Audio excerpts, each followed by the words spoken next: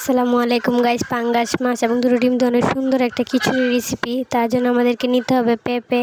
তারপর পেঁপেগুলোকে খুব সুন্দর করে কুচি কুচি করে কেটে দিবেন। তারপর নিয়ে নেবেন হচ্ছে আলু। তার আলুগুলোকে সেমভাবে এইভাবে কুচি কুচি করে কেটে দিবেন। কেটে দেওয়া হওয়ার পর তারপর আপনাদের পরিমাণ মতো পেঁয়াজ রসুন নিয়ে নেবেন। তারপরে এগুলোকে সুন্দর করে ছিলে কুচি কুচি করে কেটে তারপরে এগুলোকে বেটে দিবেন এবং জিরা মশলা যা লাগে সব কিছু বেটে দিবেন। এবং নিয়ে নেবেন টমেটোগুলোকে সুন্দর করে কেটে দিবেন। আর নেবেন হচ্ছে দুটো ডিম এবং পাঙ্গাস মাছগুলোকে সুন্দর করে ধুয়ে নেবেন। এরপর ওগুলোকে কষিয়ে দিবেন বসানো। তারপর যেগুলো কষানো হয়ে আসবে তখন মাছগুলোকে একটা বাটিতে নিয়ে গিয়ে তারপর মাছগুলোকে সুন্দর করে বেছে দিবেন। তারপর দিয়ে দেখেন সুন্দর করে বেছে দিবেন। তারপর হচ্ছে পেঁপেগুলোকে এভাবে বসিয়ে দিবেন। যখন পেঁপেগুলো হয়ে আসবে তখন ওগুলিকে সুন্দর করে নামিয়ে দিবেন। নামিয়ে দেওয়ার পর আপনি যে চালগুলো ধুয়ে রেখেছেন, চাল এবং ডাল, ওইগুলোকে পাতিলে বসিয়ে তারপর পাতিলে দিয়ে দিবেন এবং পানি দিয়ে দিবেন এবং একটু হালকা তেল দিয়ে দিবেন।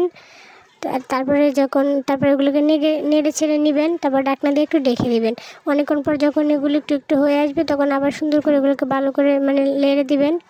নেড়ে দেওয়ার পর এগুলোর মধ্যে দিবেন হচ্ছে জিরা, এগুলো বাটাগুলো দিয়ে দিবেন।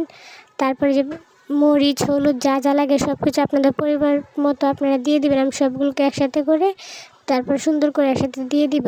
এখন আপনারা সবাই দিয়ে দিবেন। এখন আমিও দিয়ে দিব, সবগুলো দিয়ে দিয়েছি। দেখেন আমি কিন্তু এখানে সব কিছু দিয়ে দিয়েছি। তারপর সুন্দর করে এটাকে নেড়ে মিশ্রিত করে নেবেন। তারপর যে পেঁপেগুলো রেখেছিলেন, পেঁপে, আলু, টমেটো, এগুলো ঢেলে দিবেন।